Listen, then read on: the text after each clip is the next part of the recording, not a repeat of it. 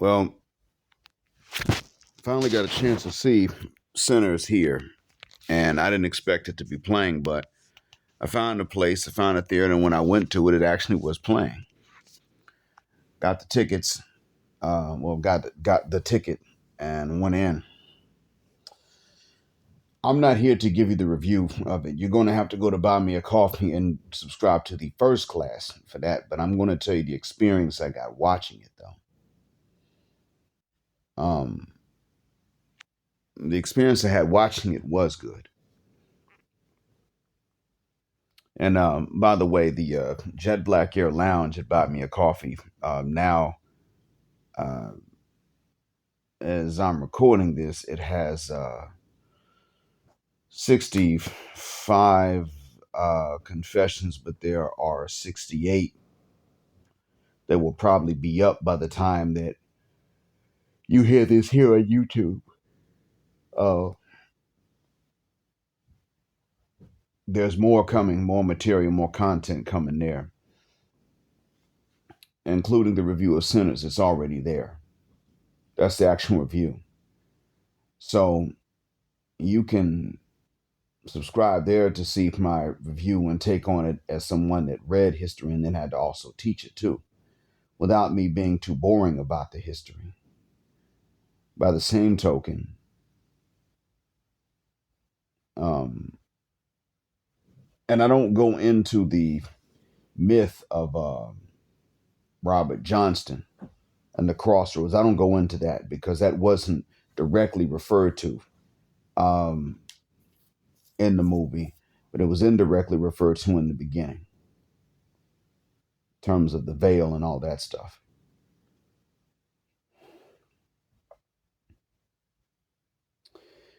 I'm going to tell you what the experience was like. When I got there, I had to buy a ticket electronically on my phone, or I would have had to go to an ATM and pay cash. I couldn't even swipe a card at the theater. I'm not joking. When I first walked in, the theater was relatively empty, but then it quickly began to fill up as the commercials were playing. And I realized I was going to have to sit in my assigned seat, so I did. Then I wound up sitting next to somebody, young guy, as we watched it, and I saw how it really didn't take off uh, for a while. Um,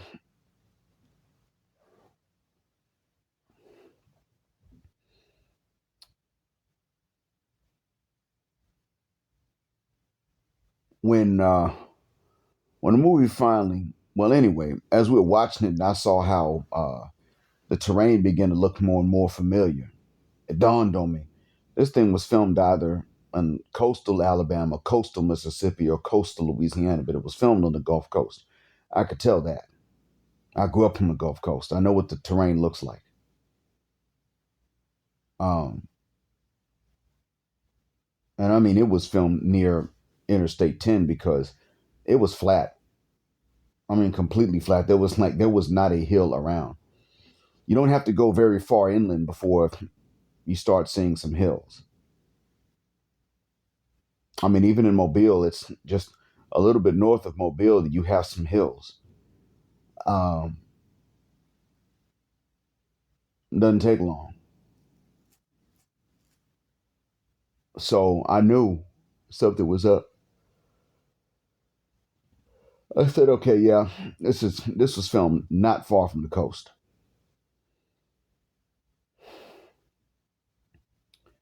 Um,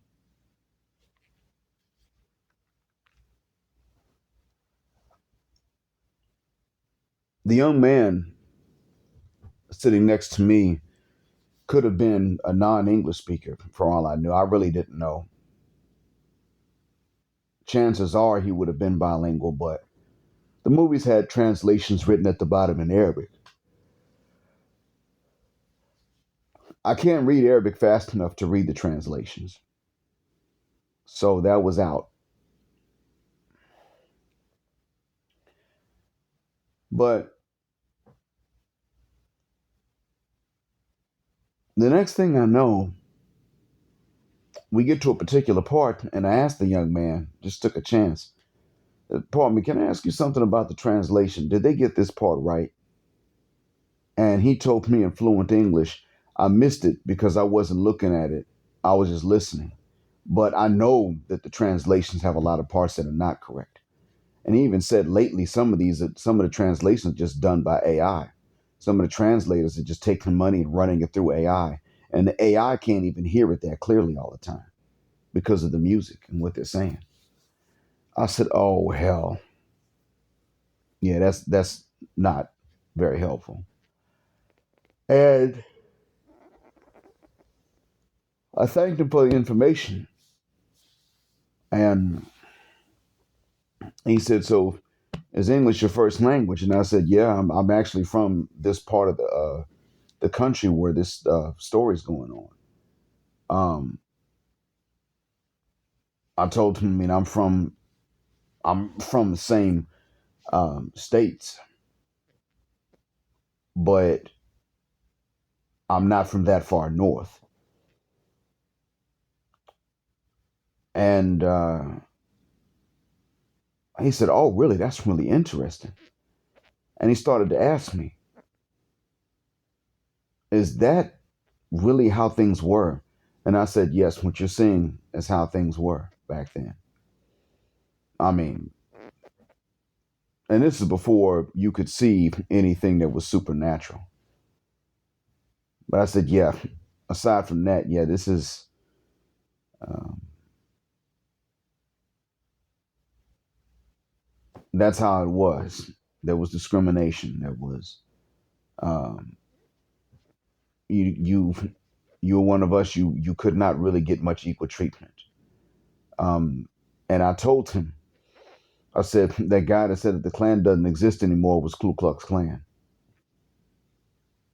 And he was like, "How can you tell?" And I told him, because they're the ones who would say it doesn't exist. It was like the mafia.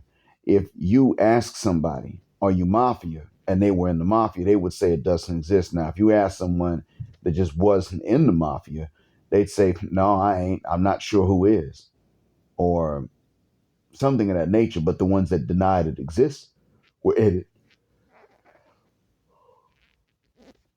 That was a tactic of them. He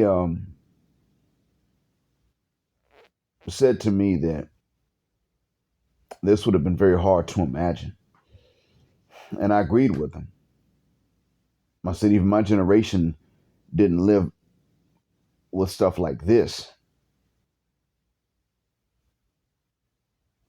I told him, I mean, my own grandfather would have been a kid at the setting of this story during that particular time, but we heard the stories from them. They knew Jim Crow didn't end for another 3 decades, and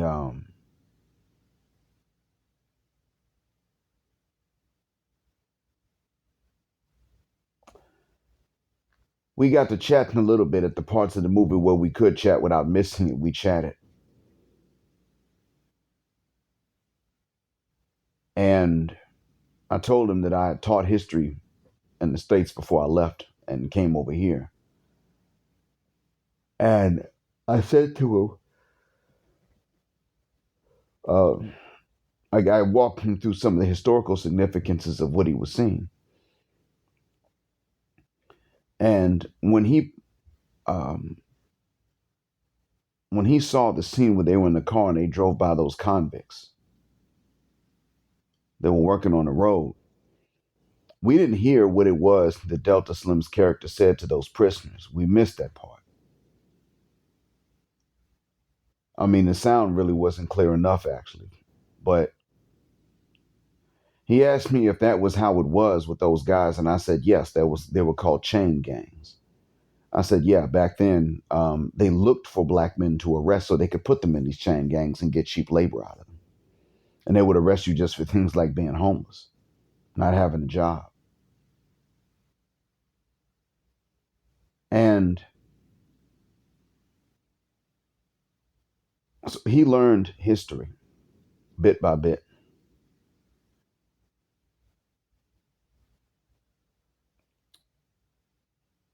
It made me realize how much is not taught. They don't fully understand the pain of what black folks went through in the States. A lot of them don't know a lot of the historical lessons. They know bits and pieces, little snippets. They think, for the most part, that it's just as simple as we used to be in slavery before Abraham Lincoln, and then a few police clashes, and then Martin Luther King Jr. made a speech, and then the country said, we're not going to mistreat our N-words anymore. And that's about the gist of what they got. So they know that we have a right to be a little bit angry with them, but they don't know that we actually have a right to hate white people, at least Western European white people. They don't know that we actually have a right to become America's terrorist, morally speaking. They don't know that we deserve all of America's benefits and none of its burdens. And I know because he explained to me that there's a lot they didn't learn.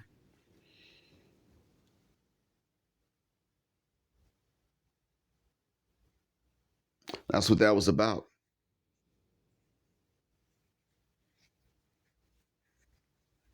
And so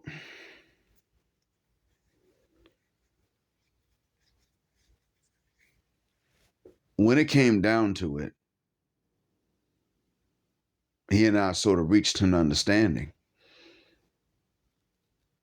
And that is that if I told him the layered meanings of which I knew, the historical meanings, because he was eating it up, that he would tell as many of his people as would listen. He told me that this was very entertaining and it was a very well done movie. He would have given it an 8 out of 10, but he said because of the extra meaning I was able to explain to him, he now would give it a 10 out of 10. He knew that Ryan Coogler worked with Michael B. Jordan in most of his movies, Creed and the Black Panther movies. And I forgot the other one, but he knew. And I told him, at some point, they're going to kill Ryan Coogler. He keeps doing this. They're going to try to take him out. They'll probably try to frame him for a crime he didn't commit. That's normally how it goes.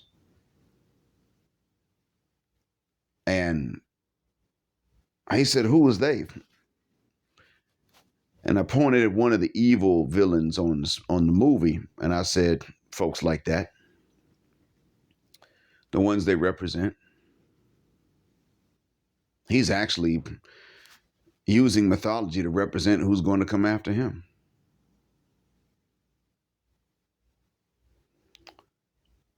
This young man, not even 18 yet, got another month, said, I got to tell my people, and I'll be honest with you. He'll tell them. And we're not going to see the results of this for a long time. If we're lucky, we'll see the results in a decade. It probably will be 2 decades before we see the results of him telling his people here. But I can tell you that he will, he'll know who to tell and who not to. And I can also tell you that just the information alone is going to drive a wedge in between some of the different societies within the society. You will have the Bedouin that does not particularly care. They don't hate us, but they just really don't care to confront inequality. You got the black Saudis that try to act like they're Bedouins, like kind of like they're the Saudi version of the black rednecks in the U.S. They try to be black good old boys. They're here. And they'll be right with their little Bedouin partners, laughing uneasily when their Bedouin partners jokingly call them abd because they're winning a card game or winning a video game.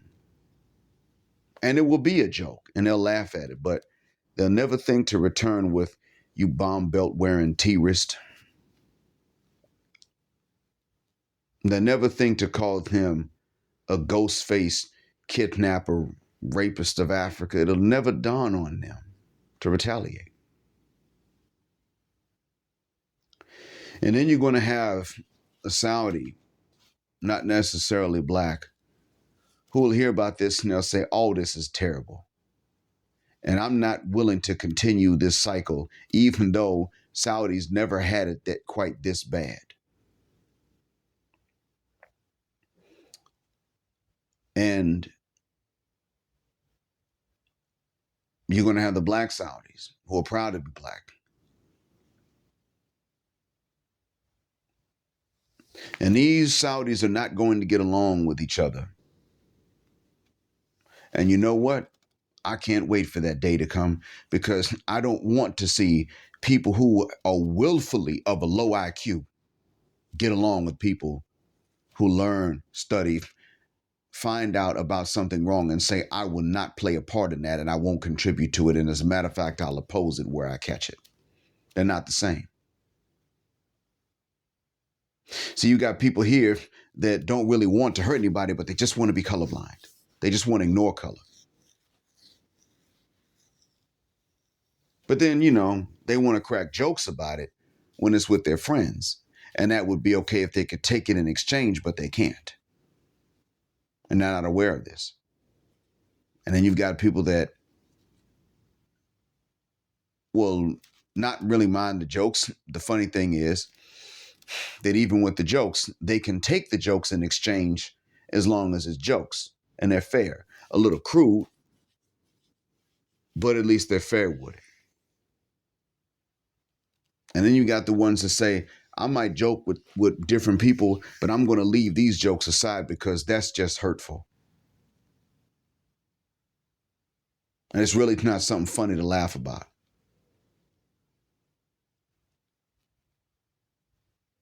We can find a bunch of other ways to make fun of each other if we really just want to have that kind of fun.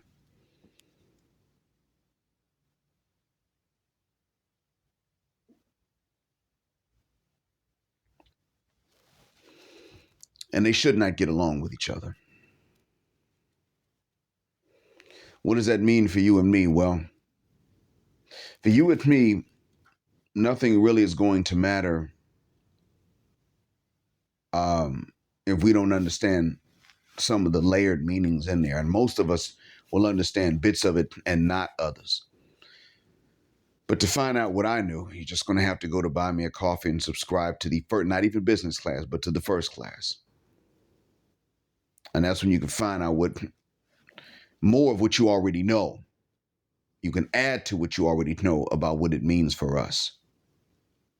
And I hope that what I've said is a benefit. Thank you for listening as always. Black heart, black mind, blackout, assalamu alaikum, and black heterosexual non-select male power just because they don't like it. Black patriarchy until extinction of Judgment Day. Thank you again for flying with us here on Jet Black Airways, where the phrase jet black is also a verb. Keep jet black with us till the wings and the wheels fall off. Gender, justice forever.